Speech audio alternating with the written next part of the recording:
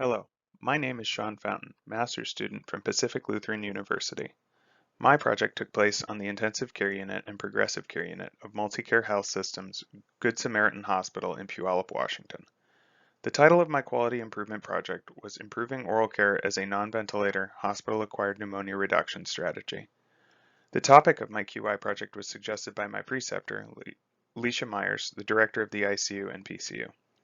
Her interest had been piqued by recent studies from the Veterans Affairs hospitals showing an intervention as simple as having patients brush their teeth or brushing the teeth of patients who cannot do it for themselves could reduce the rate at which patients develop hospital-acquired pneumonia.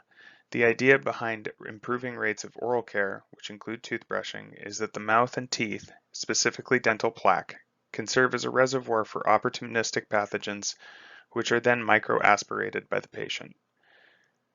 For many, this is not a problem, but for already sick or weakened patients in the hospital, it can be dangerous.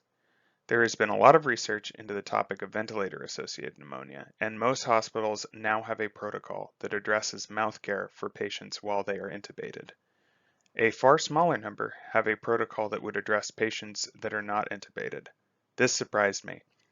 As I dug into the research, it became apparent that it was a worthwhile issue to pursue given that the average mortality for hospital-acquired pneumonia is around the 20% mark, and the average cost to treat was around $40,000. We pulled data for 2019 at Good Samaritan Hospital for the number of patients that were coded for non-ventilator hospital-acquired pneumonia and came up with more than 300 cases, with a mortality rate nearing the national average and a length of stay averaging over 15 days.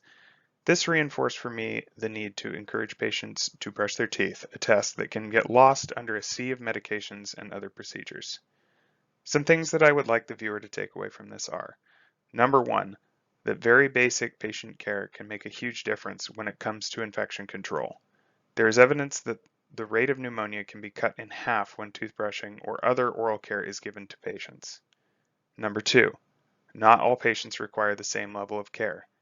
During the lead up to implementation, we needed to find a care kit that would work for patients who cannot perform their own oral care, who have a hard time spitting, or those prone to aspiration.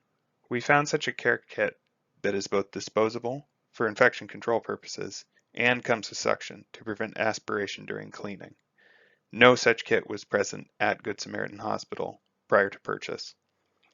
Number three, thorough education and buy-in from staff is critical when implementing a project like this. We tried to provide as much information as we could to RNs on the floor before starting this project.